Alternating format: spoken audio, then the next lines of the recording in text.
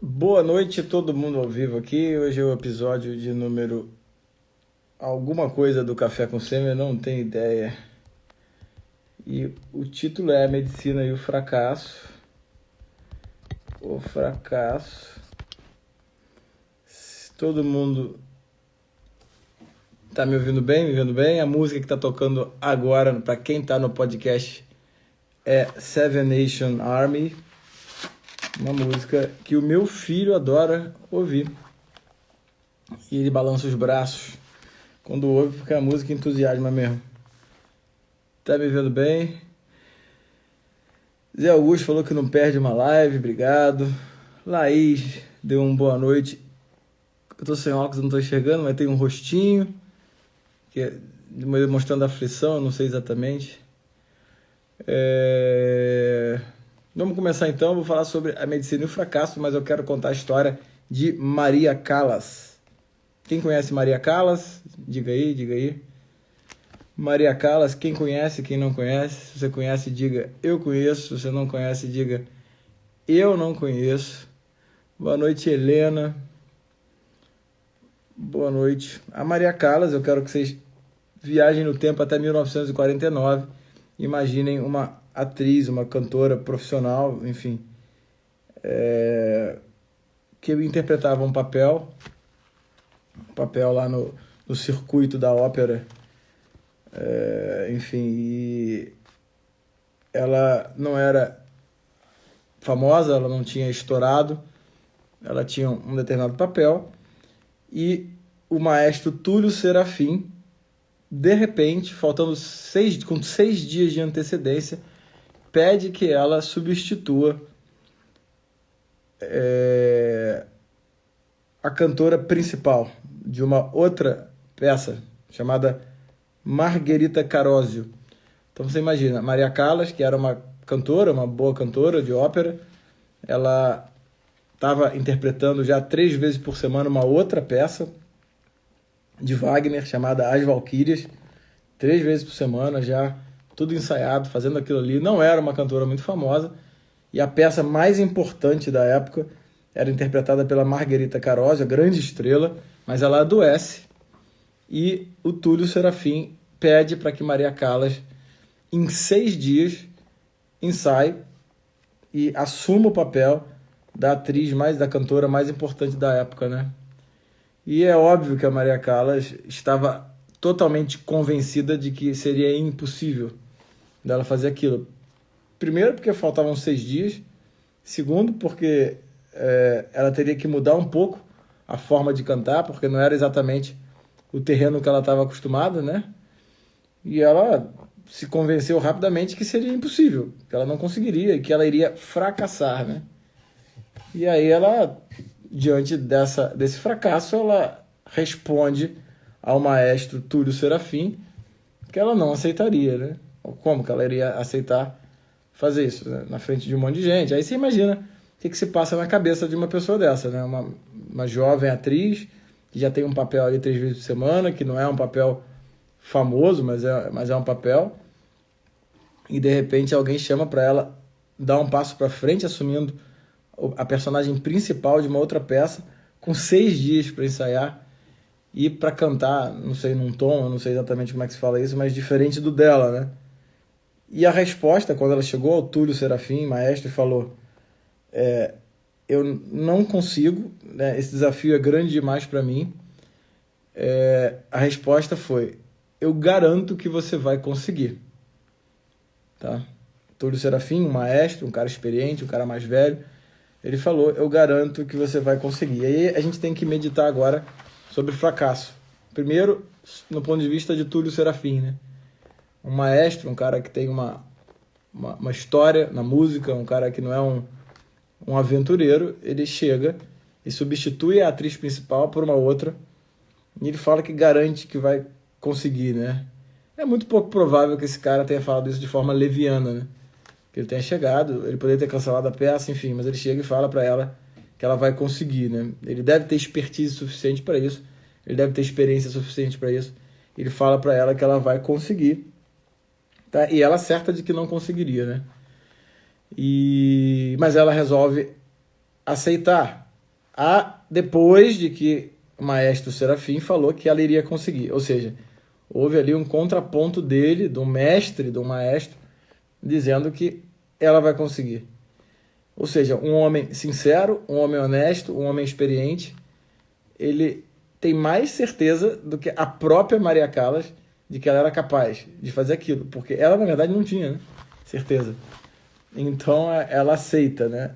E aí ela interpreta a Elvira, a personagem principal, e num curtíssimo espaço de tempo, ela começa a dominar um dos papéis mais difíceis de ser interpretados, e ela ganha uma dimensão extraordinária por ter feito aquilo.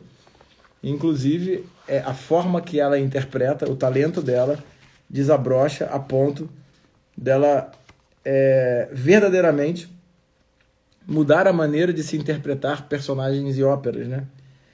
E no final das contas, ao superar o medo do fracasso, Maria Callas elevou o nível de sua carreira e deu uma contribuição, né, sem preço à ópera mundial, né? Ao vencer o fracasso, ao vencer o medo do fracasso. Só que aí tem 2 pontos que a gente tem que meditar. Primeiro, nela, né, na Maria Callas, existe um trabalho anônimo, né? Ela interpretava 3 vezes por semana, de forma anônima, uma outra personagem, e talvez sem perceber estava sendo observada por pessoas mais experientes, né? De forma muito, muito, muito anônima, cotidiana, sem holofotes. Ela não era a atriz principal, ela não era famosa, provavelmente ela não estava rica, provavelmente ela estava ali passando um sufoco danado para interpretar uma ópera 3 vezes por semana, né? E aí é colocado para ela uma posição que provavelmente ela sonhava, de atriz principal de uma outra ópera, só que com um prazo muito curto, né, de tempo. E ela, obviamente, ela fica assustada com aquilo, né? Só que, né, entra aí essa outra reflexão. Um mestre de verdade que é capaz de dizer para ela que ela vai conseguir, né? Então, ela, de forma anônima, já tinha construído a carreira dela, né? E ela já estava pronta. É óbvio que ela não se preparou em 6 dias, né? Ela se preparou durante uma vida inteira. E aí eu lembro do Paulo Altran, um ator brasileiro, que ele dizia, né? Demorou 10 anos para fazer sucesso da noite para o dia. Então esse é o ponto, né? E a pergunta que eu faço é, você tem medo do fracasso, mas o que você fez nos últimos 10 anos, né? Porque se você não tem um trabalho contínuo, se você não tem um trabalho árduo, anônimo, sem holofotes, né? Obedecendo às regras, né? Submisso a algo maior, durante anos, cara, na hora que passar o cavalo selado, né? Você não vai conseguir. Na hora que passar a oportunidade, passar o cipó, não adianta, né? Então nem adianta ter medo do fracasso, porque não é nem de fracasso que a gente está falando, a gente está falando de mediocridade, né? De uma vida medíocre mesmo, tá? Então, esse é o primeiro ponto, né? O trabalho anônimo de Maria Callas, né, interpretando uma peça de uma categoria inferior. Esse é o primeiro ponto. E o segundo ponto é realmente o papel de um mestre, né? De uma pessoa, de um mestre honesto, que é aquele cara que ele sabe o que é bom, ele sabe quem é bom e ele tem a verdadeira caridade dentro dele e magnanimidade, né? Que ele é capaz de olhar para o outro e saber até onde o outro pode chegar. Ele não é uma pessoa que diminui os outros, pelo contrário, ele aumenta os outros.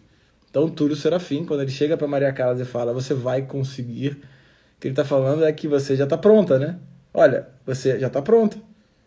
Você consegue isso em 6 dias, provavelmente em 5 você conseguiria. E aí ela alcança o nível máximo da carreira dela, né?